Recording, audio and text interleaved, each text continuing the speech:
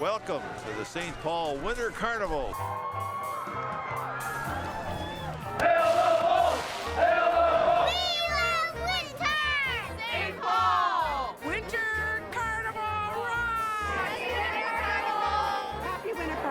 It's a very Minnesota deal.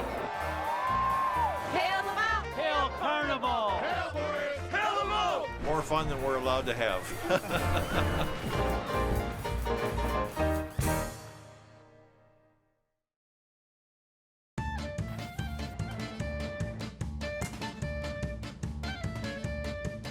The legendary St. Paul Winter Carnival is one of the oldest winter festivals in the country. This was a crowning achievement. This was how St. Paul celebrated. Carnival's traditions of gathering St. Paul's neighborhoods to participate in 10 days of winter sports and activities, building elaborate ice palaces, and crowning a fabled royal family have continued for generations. The legend is really what brings the St. Paul Winter Carnival to life. King Boreas settled on the 7 hills of St. Paul and then brought his brothers with. Soon to become a rival force in the reign of Boreas is Volcanus Rex, symbol of Minnesota's warm summer, who seeks to take this land from Boreas. With the help of the cooling winds, Boreas drives him off and announces St. Paul will henceforth be emblazoned to the world as the winter playground of the realm of Boreas.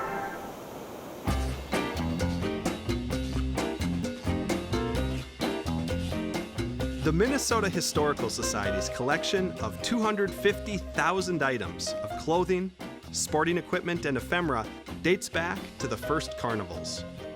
Memorabilia collectors have objects from every year of Carnival. We have every button ever printed for Carnival. I've run out of room for my collection. St. Paul and Winter Carnival historians believe the festival has long contributed to the spirit of the city. It's really about creating that sense of community, about that sense of belonging. Reflected throughout the city and in the people who call St. Paul home is the story of the legendary St. Paul Winter Carnival. Minnesota is such a basque of athleticism, especially in the wintertime. And it's not just any carnival, it's the St. Paul Winter Carnival. This is St. Paul, this is Minnesota, this is winter. We're going to go out and enjoy. This really is the coolest celebration on earth. The whole history of the Winter Carnival goes back to celebrating winter.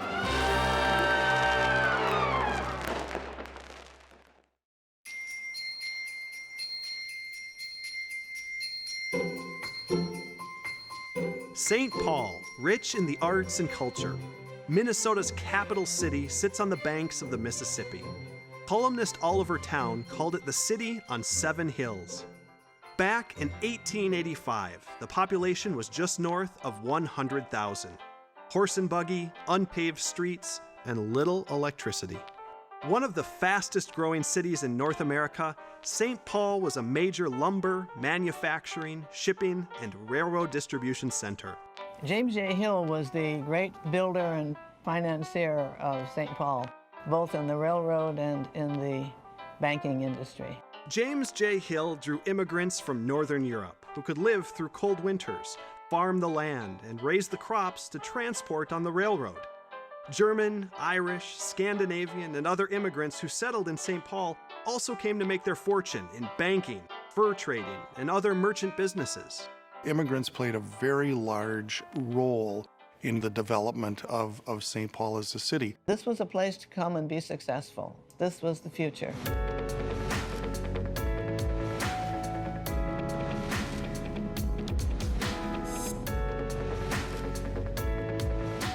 Neighboring Minneapolis, with its numerous mills, wasn't far behind. So when a New York reporter apparently described St. Paul as another Siberia unfit for human habitation in winter, it was a cold blow. Influentials like James J. Hill and others were determined to show the country St. Paul's year-round value. The city's idea for the first Winter Carnival was to acquire it from Montreal. Montreal's Winter Carnival had been a recent success, boosting their city with ice palaces, ice hockey tournaments, sporting clubs, and other cold weather activities, drawing tremendous crowds. But not this winter. A smallpox outbreak forced Montreal to cancel its 1886 event. With its headquarters at the New Ryan Hotel, the Ice Palace and Winter Carnival Association formed and incorporated. It sold stock, raised funds, and planned the festival in record time. The architect and the engineer from Montreal brought their plans for the Ice Palace and built it in St. Paul. The palace went up in Central Park, the refined neighborhood once near where the state capitol building stands today. 200 men completed the palace in just 3 weeks, harvesting, hauling, and hoisting 25,000 blocks of ice. Blocks of ice came from all over the upper Midwest by rail. The majority of the material came from the Mississippi River, which was a large source of ice that was not going to be used for refrigeration. St. Paul's first ice palace was only a few stories shy of the tallest building in North America at the time, the Home Insurance Building in Chicago. The Ice Palace, it was one of the very first buildings in St. Paul to have electricity. They hung bare light bulbs from inside the towers, and it took about 6 men 24 hours a day to keep refreshing the lights because they would burn out, of course, quite suddenly in the cold.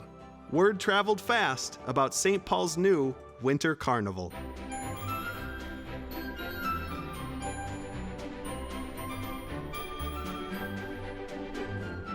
The advertising that was done for winter travel, of course, was all done on railroads, and so there's huge posters that are put up in the railroad cars inviting people to come to St. Paul. And they all end up in the Central Station, train stations, St. Paul, hundreds of thousands of them arriving.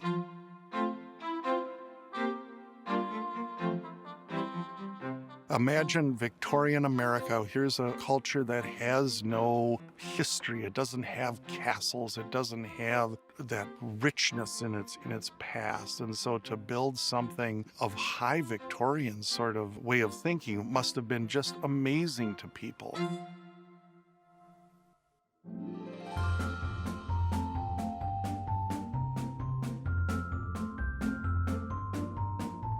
The St. Paul Winter Carnival quilt that dates from 1886. At the very center of it is the St. Paul Winter Carnival Ice Palace. It was made by Mrs. Elizabeth Waller, who was a resident of Chicago. She was an English woman.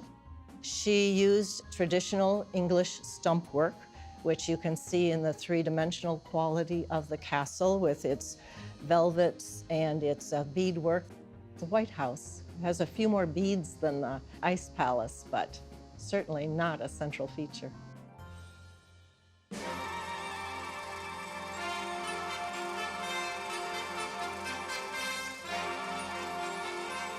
St. Paul had also adopted Montreal's legend, with an Ice King, King Borealis, later renamed Boreas, and the king was to be crowned at the palace the first night of the carnival. They had to choose who would be available to participate in all the events and who would understand parades and pageantry and so on. The city knew how to put on parades to showcase its big businesses and local companies. The St. Paul bouncing team got its start the first year of Carnival, when bouncers were tossed from heavy wool blankets all along parade routes. Parades, winter activities, and competitions were held all over town. Local businesses supported Carnival by sponsoring sporting clubs. Thousands participated in more than 50 clubs organized before Carnival began. Each club had its own uniform. James J. Hill's Sons belonged to the Crescent. Other early toboggan clubs included the Wakuta and the Nushka. The Nushkas were a social club organized to have fun. They had parties year-round. In winter, they had sleigh rides, and in summer, they held picnics. One of the Nushka coats we have, and their coats were red with black stripes. And they participated in the early 1886 and 87 carnivals. So what we have is the Windsor Club coat, and this would have been worn by a participant of this sports club in the 1886 carnival. The Windsor Club was sponsored by the Windsor Hotel, that became the St. Paul Hotel.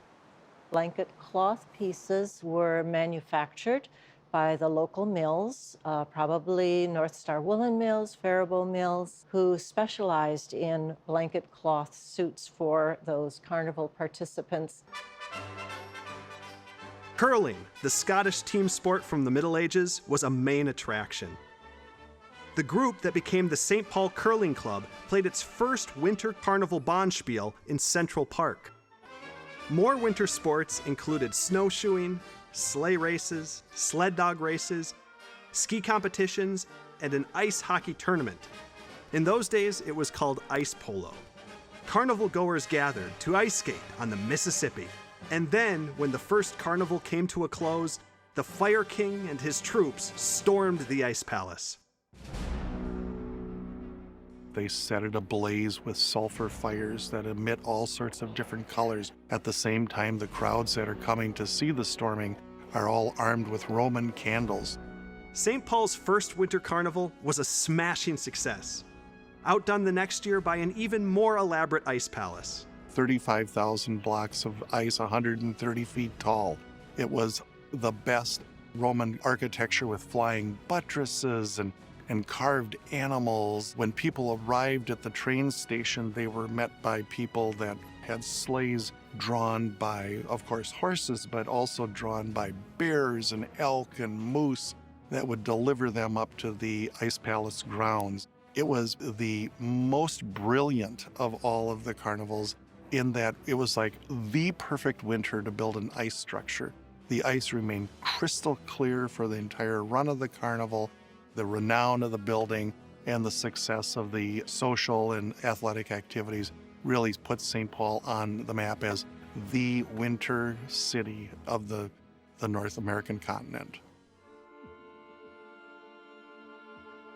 After the 1888 festivities, warm winters and a depression across the country sent Carnival into hibernation. And then, in 1896, Carnival returned. Charles Flandreau, who was King Borealis, was snubbed by the St. Paul mayor, who gave the key to the city to the Queen, who, as it turned out, was Mr. Andrew Heckler. He served in disguise as Gloriana, the Daisy Queen, to represent the modern woman. 1896, they built a very small-scale palace in St. Paul, which is ruined by a freak thunderstorm, ruining $6,300 worth of fireworks and putting the Winter Carnival literally into bankruptcy. More warm temperatures and not enough cold, hard cash put the winter festivities on ice. It would be 20 years before James J. Hill's son, Louis Hill, would rally St. Paul and revive Carnival.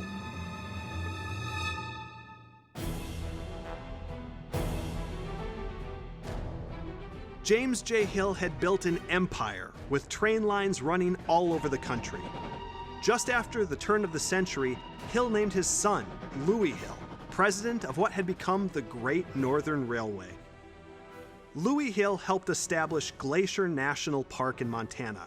He developed hotels and chalets to promote travel by rail. In an effort to make St. Paul a world-class winter resort, Louis Hill set out to invigorate his hometown by reviving Carnival in 1916. He understood tourism and publicity and marketing. Hill renamed it the St. Paul Outdoor Sports Carnival, with the catchphrase, "Make it a hot one." Newspapers and magazines from all over the country wrote about Carnival. Short motion pictures promoting the event made their way to cinemas. And Hill cast Irene Grayston as Carnival Girl to appear on all the advertisements. Many went by steamship to Europe, South America, and the Orient.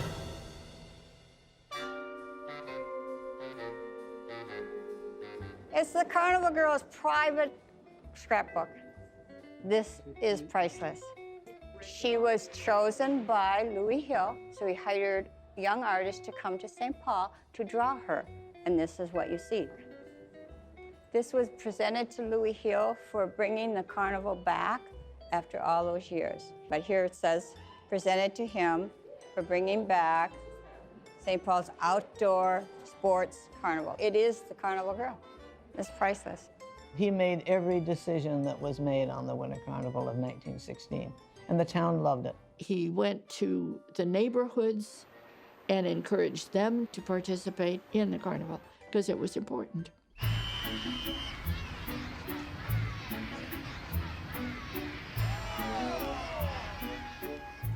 Louis Hill was wild about sports and the great outdoors, and his carnival played host to countless events: horse races, snowshoeing, curling bonspiels, hockey tournaments, and ice skating. Baseball was played on skates. A ski jump was built on Harriet Island along with a modest ice palace, and toboggan slides popped up in various neighborhoods. It was kind of a grand social experiment where you were literally mixing between two toboggan slides that kind of intersect at the bottom. The people from Eastern Europe to the people from Scandinavia, and then they'd walk up each other's stairways and slide back to the beginning. It was fabulous. Louis gave a speech to the businessmen of the community. He said to them was that you're not much of a man if you don't leave your business when you should and come and learn how to play at a winter carnival. It'll make better people of you and better business. It'll celebrate the country. He gave a speech that you would be ashamed of yourself if you didn't sign up. He convinced every major business in town to create a marching club and to buy uniforms for their employees to march in a winter carnival parade. To make the new uniforms, Hill ordered thousands of woolen blankets and thousands of yards of woolen cloth from mills near and far, including Hudson's Bay in northeastern Canada and Pendleton Woolen Mills in Portland, Oregon. Louis Hill made Carnival itself big business. The newspapers report that the mills were frantic trying to produce enough cloth to keep up with Carnival needs. People employed at those mills who are doing the weaving, who are doing the processing of the wool, and then those mills are supplying the wool to the manufacturers. And that was the point of Carnival, is that they were promoting St. Paul with its good business climate as well as its sports climate.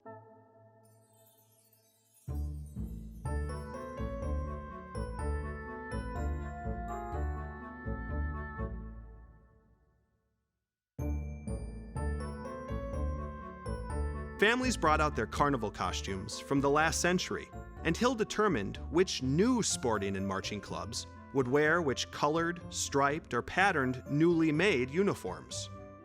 Banks, manufacturers, utility, real estate, publishing, department stores, and other companies, you name it. Tens of thousands marched in more than 200 clubs, while even more floated by in parades that went on for hours, entertaining huge crowds.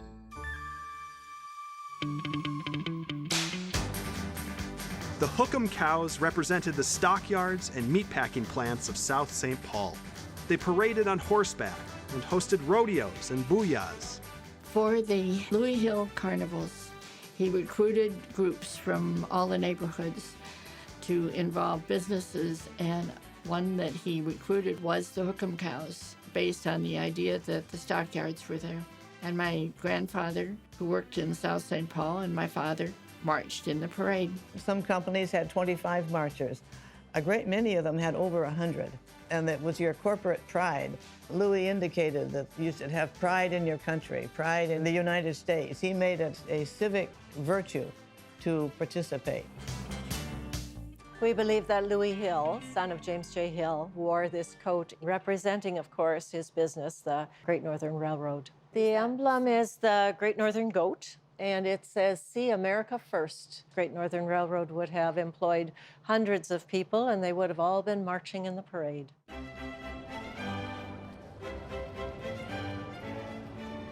The people of St. Paul and their good fellowship became the spirit of the 1916 Carnival because of Louis Hill. The St. Paul Auditorium was overflowing with fans to see the coronation. All 108 Queen candidates were crowned to promote democracy. Prizes were awarded to winners of sporting tournaments, and nearly 2,000 attended a grand ball and banquet, topped off by spectacular fireworks. The St. Paul Outdoor Sports Carnival of 1916 brought the community together, and Louis Hill was determined to make it a hotter one in 1917. Most of the organizational details of the Winter Carnival really happened through Louis Hill's office in Lowertown, St. Paul. A 17-inch snowstorm blanketed the hills of St. Paul. 3,000 skaters performed, 4,000 marched in their carnival costumes. Half were in the Northern Pacific Railroad Club. Automobile and other races were held at Lake Como.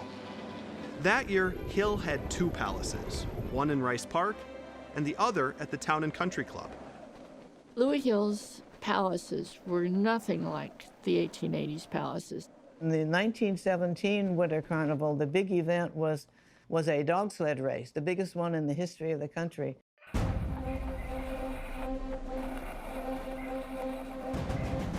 Louis Hill's famous race was to redo his father's trip from Winnipeg to St. Paul by dog sled. He organized a dog sled club in every town on the route.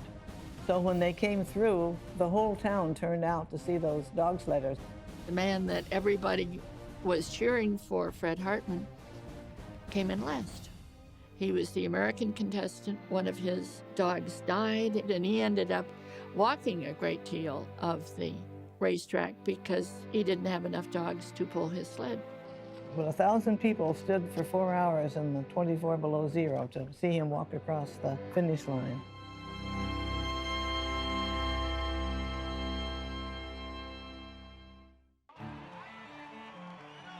Louis Hill's Cold Weather Carnival warmed the hearts of all of St. Paul. I don't think there was a person in St. Paul who wasn't in some way touched by the Winter Carnival experience. At the end of the 1917 carnival, all the attention turned toward the First World War, raging overseas.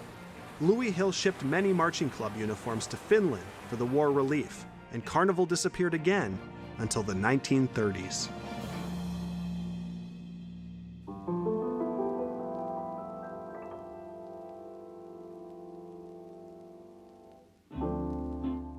I'm not sure what I'll do, but, well, I want to go places and see people. I want my mind to grow. I want to live where things happen on a big scale. The Ice Palace, a short story by St. Paul native F. Scott Fitzgerald, about a Southern girl who visits her Northern fiancé. The Ice Palace explores identity and culture and was published in the Saturday Evening Post in 1920.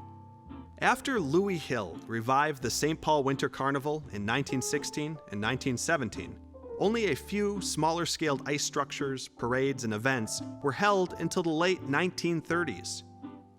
World War I, followed by the Great Depression, consumed St. Paul and the country. And then, under Franklin D. Roosevelt, the Works Progress Administration began providing jobs to skilled workers to build public works projects.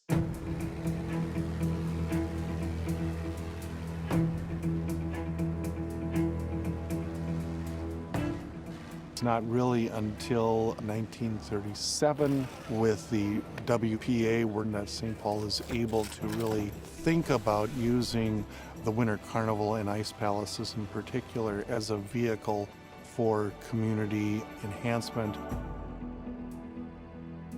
The city turned to Clarence Cap Wigington, St. Paul's senior architectural designer and the nation's first African-American municipal architect. Among his designs, many St. Paul public schools, the Roy Wilkins Auditorium, and the Highland Park Water Tower. Wigington and fellow architect Charles Bassford designed the 1937 Ice Palace. 200 WPA workers constructed it on the State Capitol Mall, with 30,000 blocks of ice. Cap Wigington figures out that there's no better expression of an ice palace than a high Art Deco kind of art form, and uses these sort of undulating walls to kind of do that.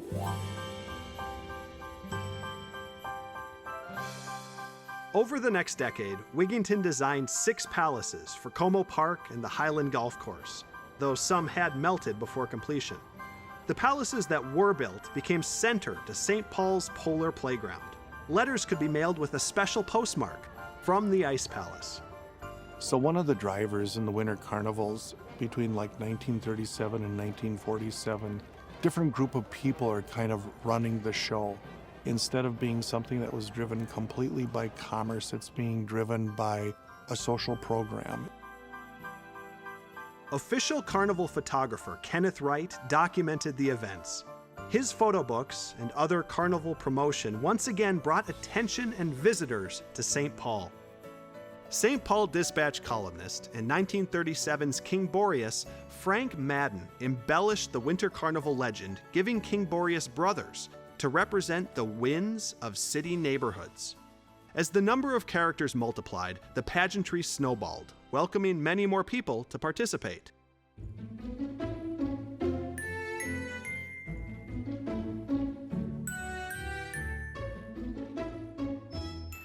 This is my St. Paul Winter Carnival collection. I've assembled this collection since about 1992 when I met Mary, my present wife. I acquired this many years back. It is a knighting certificate from 1941, and that year, All-American Bruce Smith and it was all University of Minnesota football players were the Royal Guard that year. Down Summit Avenue and around Kellogg Boulevard, the royal couple and the extended royal family and court paraded through town, along with the marching clubs often led by majorettes and sponsored by local businesses. You have some of the really prominent St. Paul companies at that time, 3M, Whirlpool, Pioneer Press, that again encourage their employees to march in the Winter Carnival parade.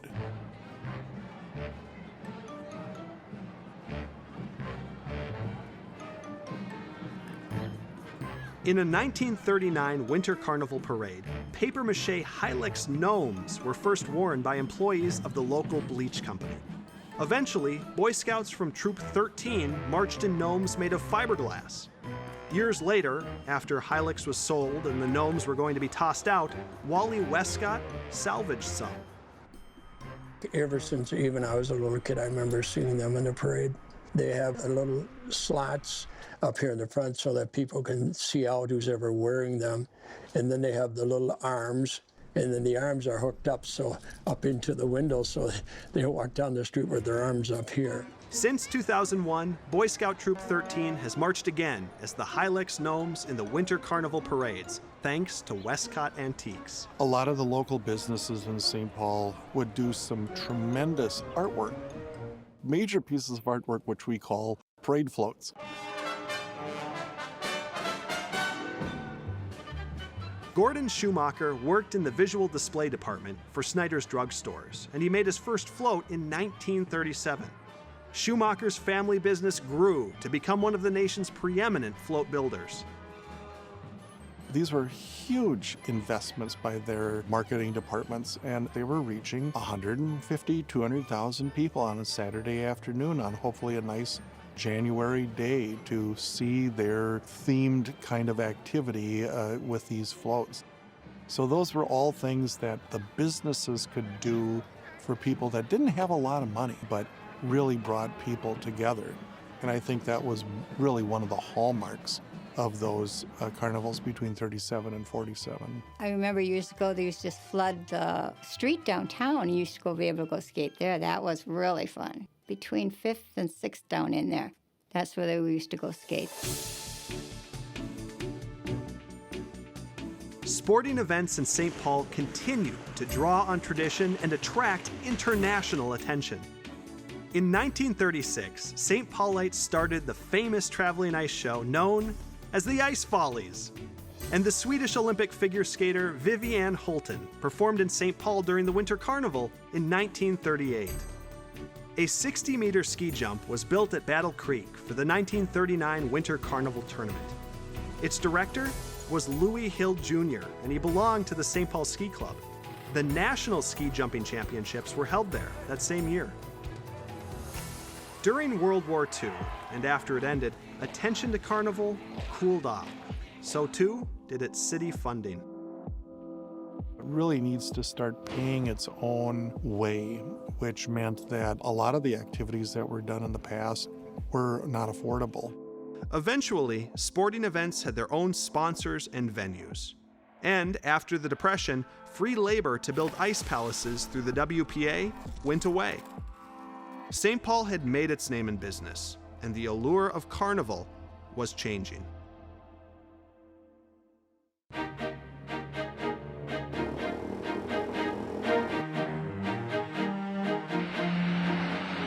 Air travel began after the Second World War, and in the late 1940s, television landed in homes across the U.S. KSTP-TV was the first to hit the air in the Twin Cities, and other stations quickly followed. During the 1950s and 60s, the media made the St. Paul Winter Carnival larger than life.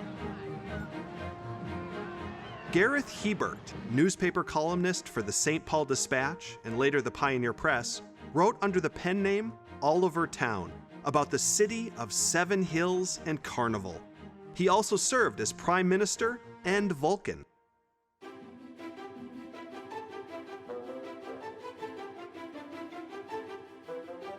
In 1952, the Pioneer Press began publishing daily clues during Carnival, leading readers to a small buried treasure, the Winter Carnival Medallion. Thousands join in on the annual search around St. Paul, hoping to cash in the treasure for a hefty prize.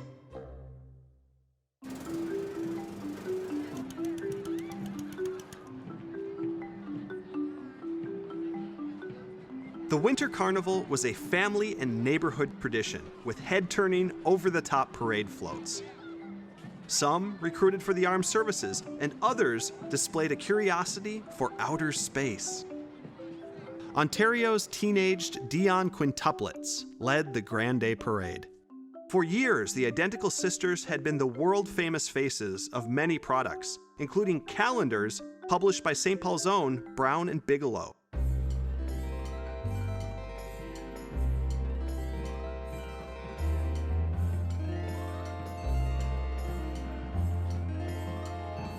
Thousands marched in bands and drum corps.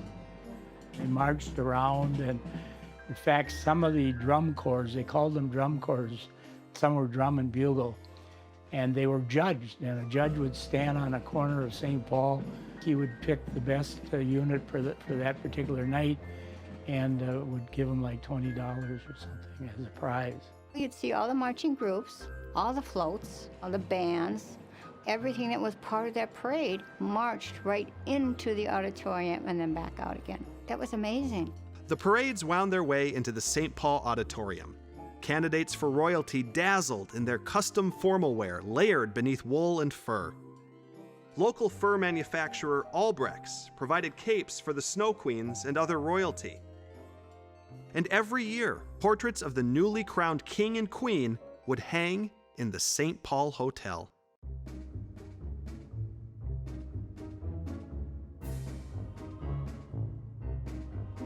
The Fire King Volcanus Rex and the Vulcan crew made their marks as well.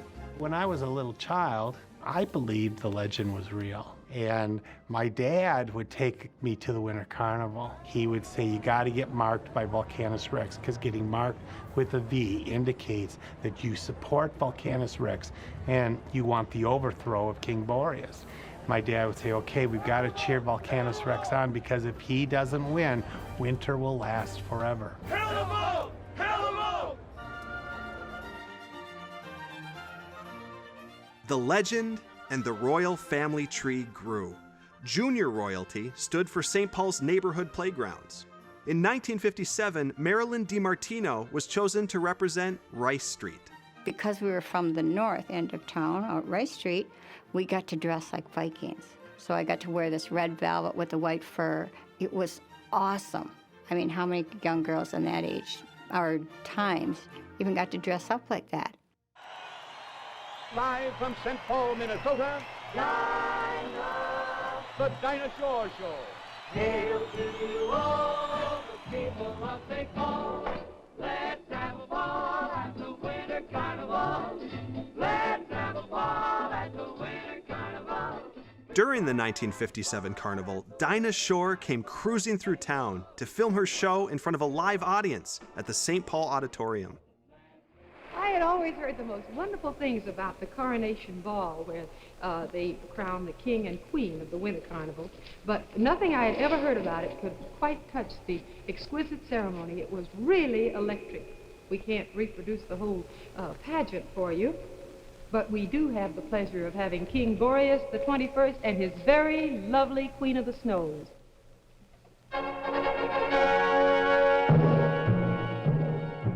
when we start to really kind of ramp up the kind of sparkle appeal of the TV Winter Carnival. You start attracting celebrities.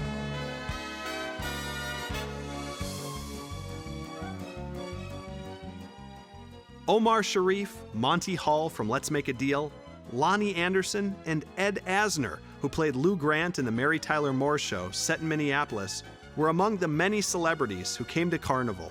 In 1966, Vice President of the United States and Minnesota's own Hubert Humphrey was Grand Marshal. The networks are really picking up on St. Paul. It still is the winter sports capital of the United States.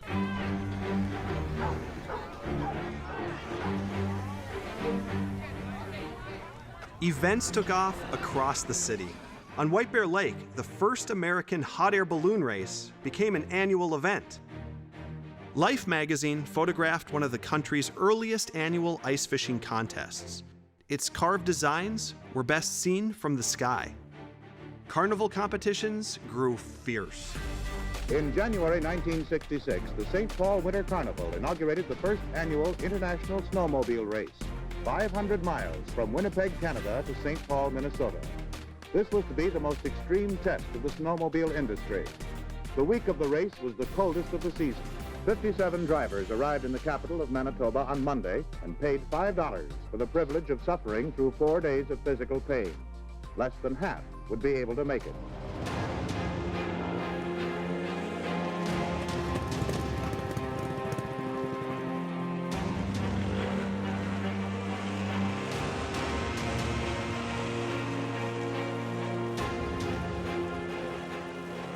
What's so interesting about that Winnipeg snowmobile race is that it followed exactly the route of the 1916 and 17 dog sled race that occurred between St. Paul and Winnipeg, which was, again, a brainchild of Louis Hill along his railroad tracks.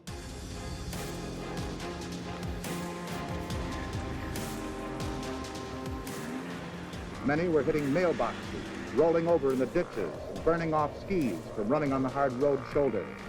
We're going to show off St. Paul or die in the attempt.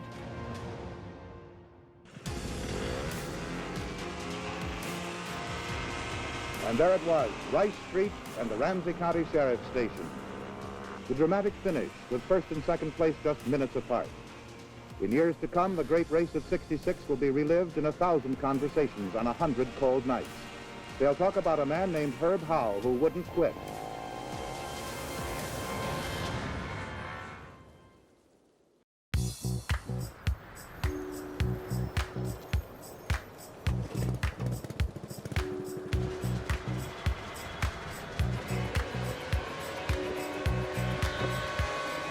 The 500-mile international snowmobile race was, for many years, the country's most prestigious of its kind.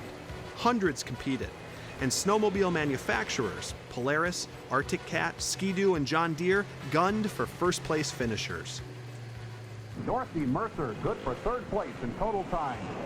This has been a tremendous vote for women's liberation, and we're going to have a great deal of publicity about this, I'm sure. On behalf of the Winter Carnival, I'd like to give you my personal reward. For the last 4 days, that you, without any question of a doubt, have more guts than any group of athletes that are on the face of this earth. Throughout St. Paul's Winter Carnival history, cold weather competitions and Arctic-like adventures have inspired courage and determination.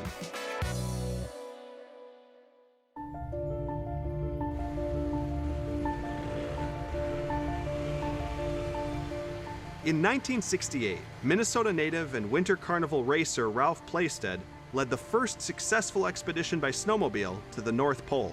He was one of our Arctic explorers, so that makes a nice connection of our celebration of where the legend begins.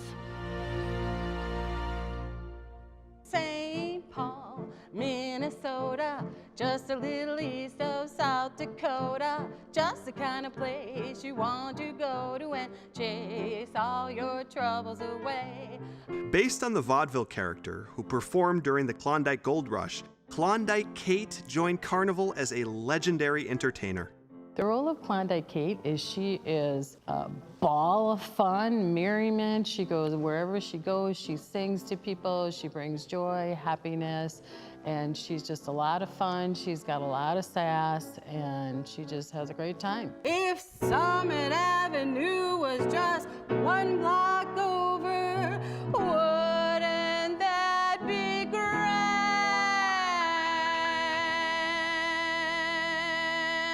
Come to St. Paul.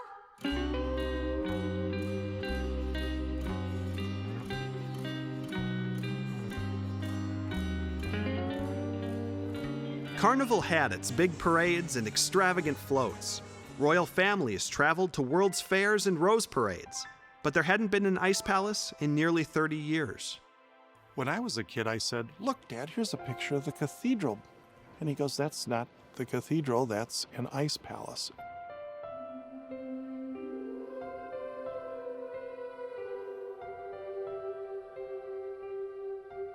The photograph was the 1941 Ice Palace in Como Park by Cap Wigington. My dad took me down to the city architect's office, and they opened up the drawers and showed me the drawings and would tell me all the other kind of anecdotal stuff to say, why do we do this? And why St. Paul? Why is it important? And as a 10 or 11-year-old, it just stuck.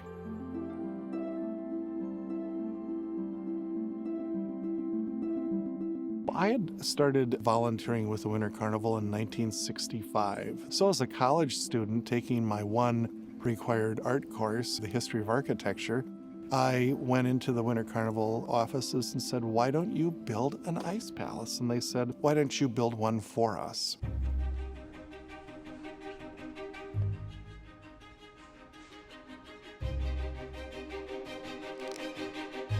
I met with Oliver Town, Gareth Hebert, a local newspaper guy. The next day, there's a headline in the newspaper that says, "Let's build an ice palace for good old Bob Olson." And it essentially kicked off this kind of massive flurry about getting the permissions. I had a number of other palaces to kind of look at. One in particular that I liked was the one that an architect in St. Paul had designed for 1947 that was never built. And so I kind of used that as the basis for a building that I proposed and was eventually used for the 1975 Ice Palace.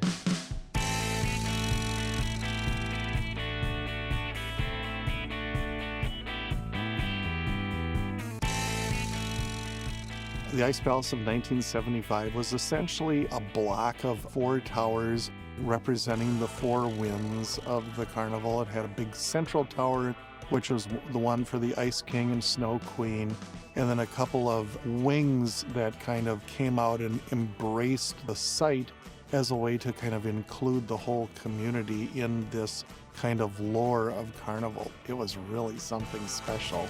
Work continued this week on what was hoped would be the world's tallest ice structure, the Ice Palace in St. Paul. Not only is the idea interesting, so is the process used to bring it to life. Let's take a look. The 1986 Ice Palace, at nearly 130 feet, was the tallest to date and was built on Lake Phelan, commemorating the Winter Carnival's centennial, depicted in St. Paul native Leroy Neiman's renowned painting.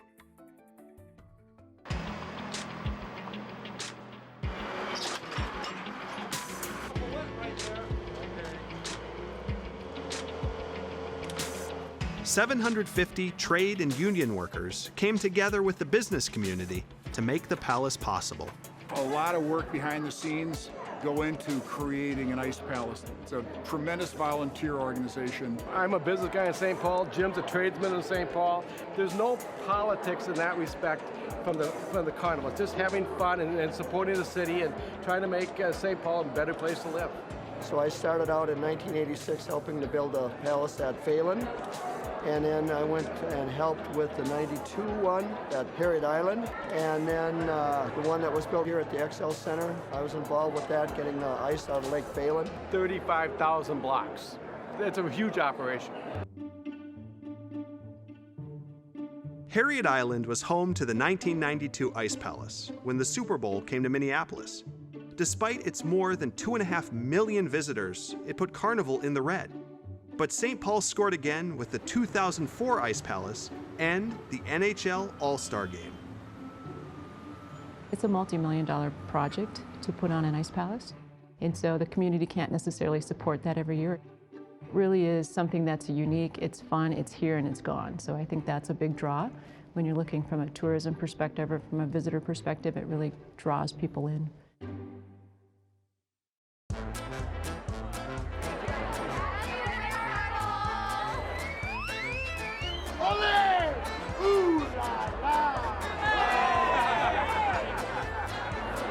The 10-day celebration begins with the formal coronation. Carnival nobility, young and old, from St. Paul, neighboring towns and beyond, honor the outgoing royal family for their year of service. It's been an incredible year. We've made over 350 appearances, going to so many cities in Minnesota, western Wisconsin, as well as throughout the country and even internationally. So it's been a real tremendous honor to be the first African-American woman to hold this title. Any young woman who feels that they can be a good ambassador for the city of St. Paul and the St. Paul Winter Carnival knows that she can be here and she can be in a legend character role. Everybody thinks Winter Carnival is a 10-day carnival, but it's really a 365-day commitment. It's about giving back to the communities and just building the communities up and saying thank you. I was originally a Vulcan in 1988 as a Vulcan crew member. I was Fire King in 1997. My son had cancer when he was a teenager, so I help out at Children's Hospital with our Vulcan group. It's a fantastic part of my life. Once you're a part of Winter Carnival, it becomes a part of your life forever. So this is my 20th anniversary, and I was the 1996 East Wind Princess. The opportunity to network and meet people and represent such an amazing city and festival is really a once-in-a-lifetime experience, and one that you can continue to celebrate and participate in. The camaraderie, the spirit, it's unbelievable.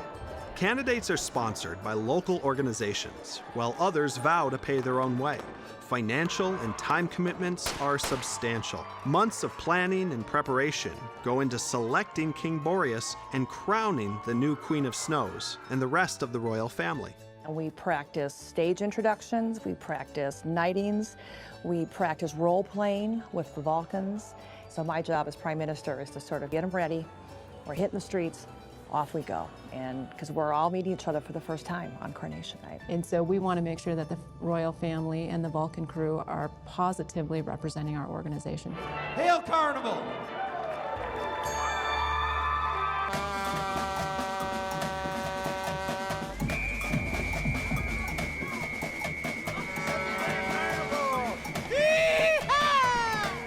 Once the royal family is crowned, the 10-day St. Paul Winter Carnival is underway.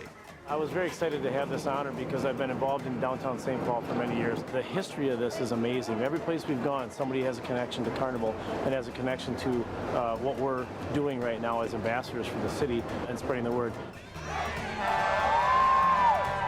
I was on the bouncing team from 2009 to 2010 as the alternate, and then I got my 3-year contract, and I was the bouncing girl until 2013.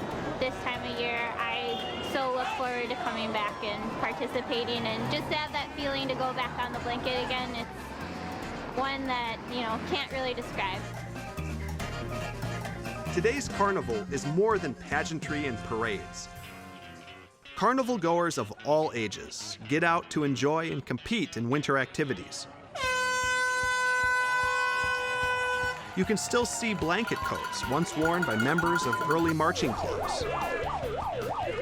Sled dog and snowmobile races from the past have been replaced with other competitions. We are here today for the King Boreas Winter Triathlon. We're talking a 3-mile run, 9.5-mile bike, and a 4.25-mile ski. People that do well enough will qualify for the Winter Triathlon World Championships. I think it's perfect for the St. Paul Winter Carnival, and just a great thing to kind of bring people out, get outside, whether you're actually racing or just come out and see it.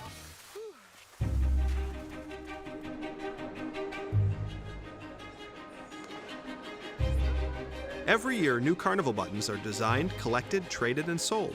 This year's jigsaw puzzle features part of Marilyn DiMartino's collection.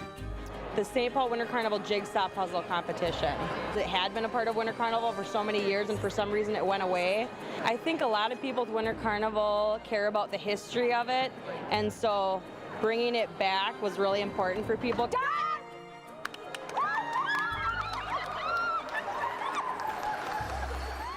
We don't do it for the winnings.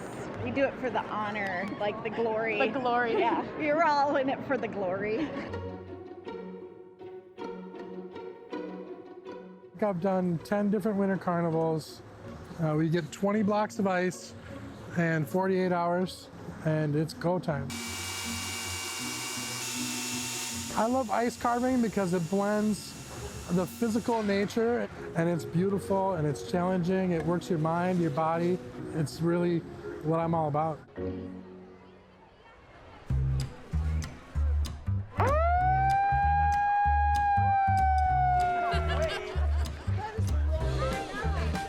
Boris Rex the 80th, Jim Flaherty. Hail Boris! Hail Boris! Hail Boris! Hail the vault! It's all in fun. It's really a big play, and we banter all year round, and we'll be doing all the summer parades together. And in the long run, it's really all about community involvement, and every year the community comes together, and we really enjoy Carnival in the city of St. Paul. That's what Winter Carnival was founded upon, showing the people we can live in a cold place, but we can share the warmth at the same time. Their reign lasts all year.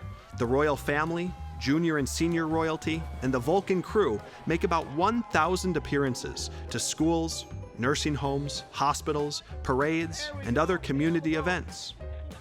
Seen the Vulcans, the guys in all the red? Oh yeah, I saw ya. Yeah, they're out there? Yeah. So that's not the real king of the Winter Carnival. Oh. I'm the real king of the Winter Carnival. We get to do this every day. As people find out more and more about it, that's just going to engage more and more people. It's cool to volunteer. Hail the vault! Hail the vault! Fingers up. there you go.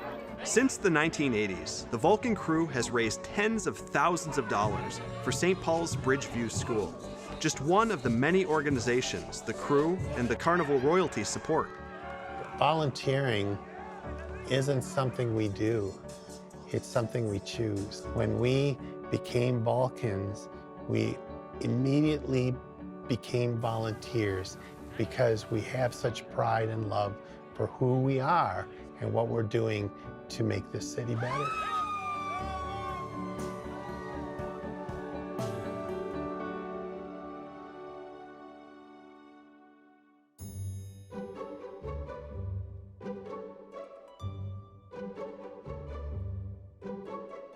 This was all the other girls and princes getting crowned too.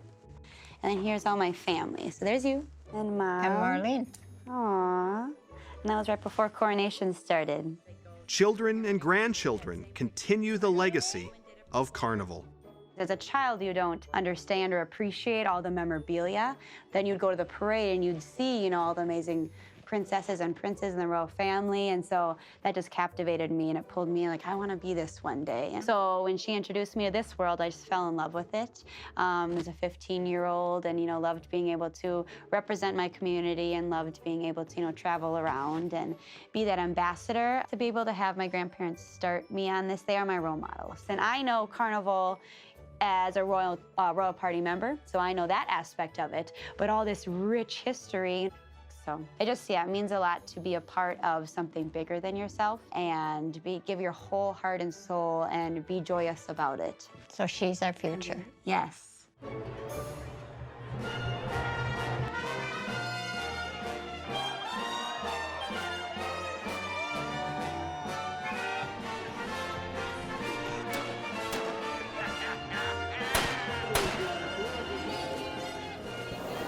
On the final night of Carnival, after the spectacular torchlight parade, the Fire King Vulcanus Rex and his Vulcan crew storm the steps of the James J. Hill Library and overthrow King Boreas, his royal family, and the season of cold weather. It's over. The Vulcans have taken charge. And another year of the legendary St. Paul Winter Carnival makes history.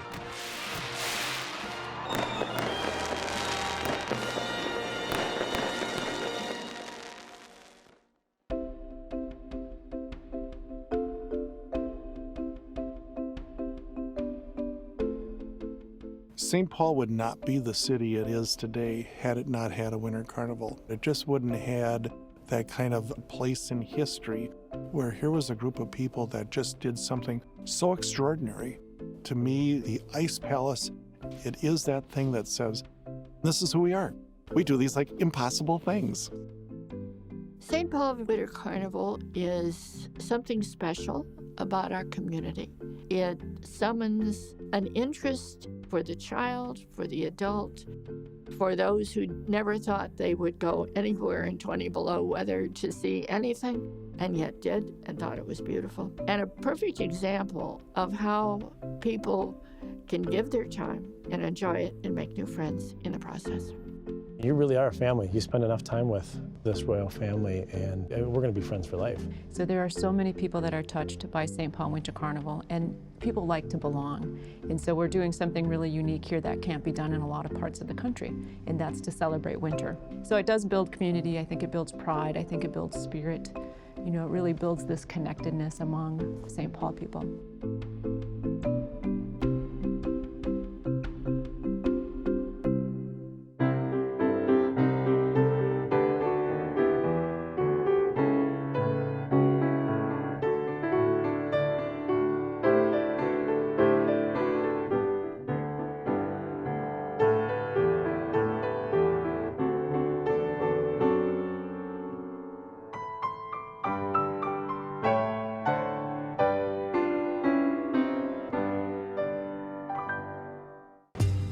This program is made possible by the state's Arts and Cultural Heritage Fund and the citizens of Minnesota.